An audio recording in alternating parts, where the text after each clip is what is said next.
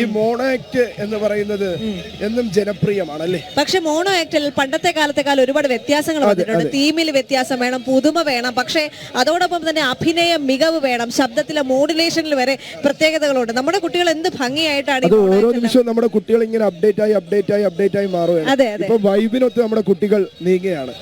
നമുക്ക് അത്തരത്തിലൊരു mono act കണ്ടിട്ട് തിരിച്ചെത്താം അല്ലേ റിപ്പോർട്ടിലേക്ക്. സംസ്ഥാന കലോത്സവത്തിൽ എക്കാലത്തും ജനപ്രിയ താരങ്ങളാണ് മിമിക്രിയും മോണോ ആക്ടുമെന്ന്.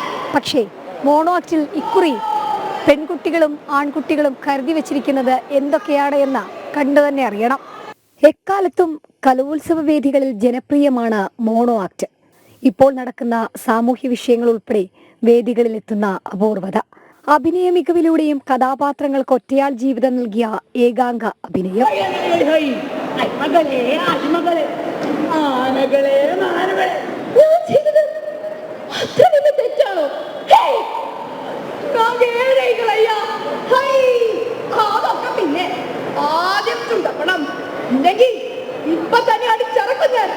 അറുപത്തിമൂന്നാമത് സംസ്ഥാന കലോത്സവത്തിൽ ഇക്കുറി പ്രളയവും വയനാട് ദുരന്തവും സ്ത്രീ വിഷയങ്ങളും എല്ലാം ഒഴുകിയെത്തി.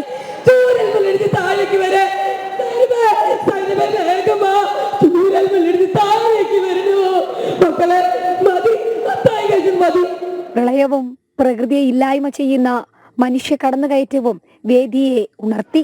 കാടിന്റെ മക്കള് കാടങ്ങി വരണത് വരവല്ല, അതൊരു ഓർമ്മപ്പെടുത്തലാണ്. മാളോരെ ജന്തു ജീവജാലങ്ങൾ ഇനിയും കാടിറങ്ങി വരും. കാടില്ലാതായാൽ അവർ എന്തു ചെയ്യും? നമുക്ക് പ്രകൃതിയെ സംരക്ഷിക്കാം. സ്ത്രീകൾക്ക് നേരെ നടക്കുന്ന അതിക്രമവും കടന്നുകയറ്റവും സ്ത്രീ അവലയല്ലെന്നും ആൺകുട്ടികളുടെ മോണോ ആക്ടിലൂടെ അവർ തന്നെ വിഷയമാക്കി തെളിയിച്ചു. പെൺകുട്ടികളുള്ള ഓരോ അമ്മമാരുടെ അപേക്ഷയാണിത്. പ്രിയമുള്ളവരെ, കൺമണിയുടെ ഒരു ഒറ്റപ്പെട്ട സംഭവമല്ല. പീഡനത്തിനിരയായവരുടെ ശക്തിയും ധീരതയും നമ്മുടെ സമൂഹത്തിൽ മാറ്റം സൃഷ്ടിക്കുമെന്ന് നമുക്ക് പ്രതീക്ഷിക്കാം. മാധ്യമങ്ങളുടെ ധാർമ്മികത ചർച്ച ചെയ്തതായിരുന്നു പെൺകുട്ടികളുടെ മോണോ ആക്ടിലെ ഹൈലൈറ്റ്. കിടന്നുറങ്ങാൻ ഭൂമിക്കായി പോരാടുന്ന സാധുജനത്തെയും അഭിനയത്തിലൂടെ നിറഞ്ഞ വേദിയിലേക്ക് എത്തിച്ചു. പ്രകൃതി ദുരന്തവും ഒപ്പം വയനാട് അതിജീവനവുമൊക്കെ കഥകളായും അഭിനയവുമായും അരങ്ങിലെത്തി. ആവർത്തന വിരസത ഇക്കുറിയും ജഡ്ജസിന് മുൻപിലേക്ക് ആവർത്തിച്ചു തന്നെ എത്തുന്ന കാഴ്ച. അതാണ് മോണോ ആക്ട് വേദിയിൽ കാണാനായത്. ക്യാമറാമാൻ ബിജു പരൂരിനൊപ്പം എസ് ശാലിനി, തിരുവനന്തപുരം.